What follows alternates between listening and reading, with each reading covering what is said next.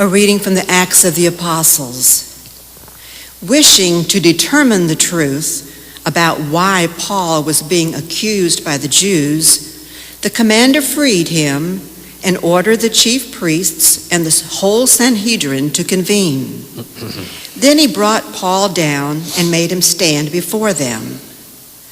Paul was aware that some were Sadducees and some Pharisees. So he called out before the Sanhedrin, "My brothers, I am a Pharisee, the son of Pharisees. I am on trial for hope in the resurrection of the dead." When he said this, a dispute broke out between the Pharisees and Sadducees, and the group became divided. For the Sadducees say that there is no resurrection or angels or spirits, while the Pharisees acknowledge all three. A great uproar occurred, and some scribes belonging to the Pharisee party stood up and sharply argued, "We find nothing wrong with this man. Suppose a spirit or an angel has spoken to him." The dispute was so serious that the commander, afraid that Paul would be torn to pieces by them, ordered his troops to go down and rescue Paul from their midst and take him into the compound. The following night, the Lord stood by him and said, "Take courage, for just as you have borne witness to my cause in Jerusalem, so you must also bear witness in Rome." The word of the Lord. Thanks be to God.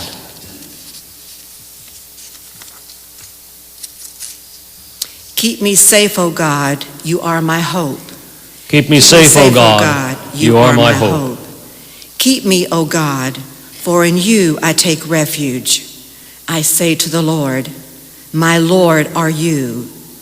O Lord, my allotted portion and my cup, you it is who hold fast my lot. Keep me safe, O God, you are my hope. I bless the Lord who counsels me.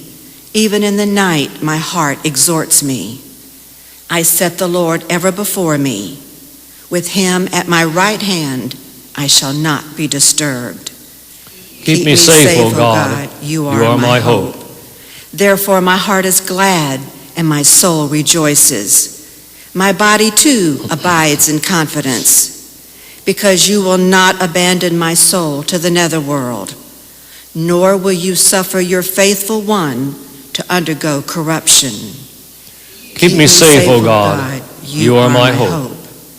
You will show me the path to life, fullness of joys in your presence, the delights at your right hand forever. Keep me safe, O God, you are my hope.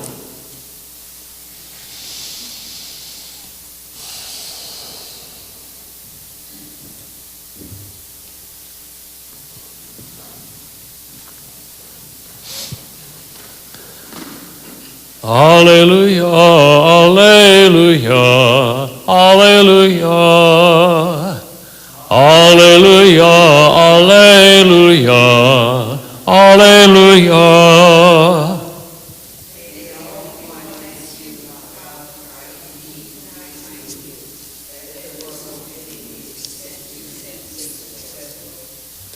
Alleluia, alleluia, alleluia.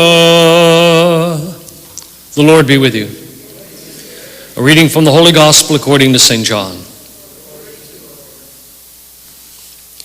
Lifting up his eyes to heaven, Jesus prayed, saying, I pray not only for these, but also for those who will believe in me through their word, that they all may be one, as you, Father, are in me, and I in you, that they also may be in us, that the world may believe that you sent me. And I've given them the glory you gave me, so that they may be one, as we are one, I in them and you in me, that they may be brought to perfection as one, that the world may know that you sent me and that you love them even as you loved me. Father, they are your gift to me. I wish that where I am, they also may be with me, that they may see my glory that you gave me because you loved me before the foundation of the world. Righteous Father, the world also does not know you, but I know you, and they know that you sent me. I made known to them your name, and I will make it known, that the love with which you loved me may be in them, and I in them. The Gospel of the Lord.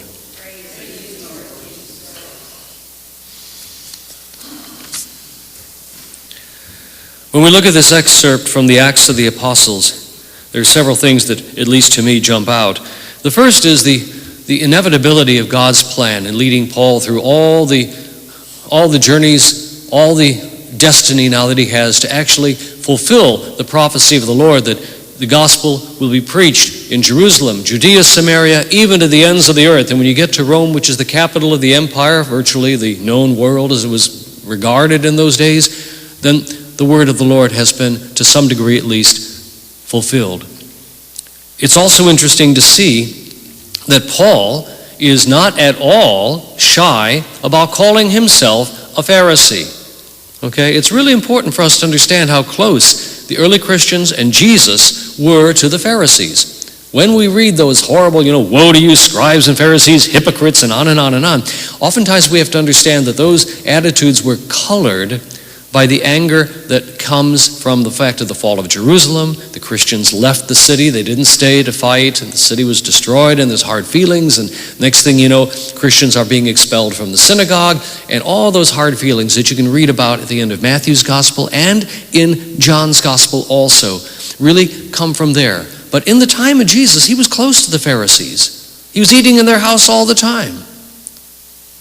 So we see that Paul is not shy at all either about letting people know that's who he is. That's his alignment. They're not Sadducean priests who deny the resurrection. The entirety of their hope is the resurrection, which is why we're doing the opening hymn and closing hymn also that we're doing. So there are two things that Jesus says in the Gospels that it seemed to me are echoed by what we get in this first reading. We get Jesus saying, "Do not think that I have come to bring peace to the world. I've come not to bring peace, but division." Not because that's his intention, but because in point of fact, that's what happens. Okay? There's a division that occurs. It's a theme in John's Gospel. It's a theme in Jesus' own preaching. Because you've got to make a decision. Are you with me or against me? He who does not gather with me scatters. And so we see that division going on here with all of the opposition that Paul is experiencing. On the other hand, in the farewell discourse in John's Gospel, Jesus says, "Peace is my farewell gift to you, and I do not give it as the world gives peace." And so Paul here has a calmness about him because he understands who he is in the light of the risen Jesus. He has that gift of peace, even in the conflict. And so you've got the division, but you've also got the peace. And Paul embodies all of that. So today we might ask the Lord to strengthen us in our own desire for his peace in our hearts, whatever the circumstances are that we might have to face today, whatever the difficulties, whatever the problem people or the problem circumstances that we might have to face, let us have that peace so that in fact, whatever else happens, we are confident in the risen Lord. Let us stand and pray.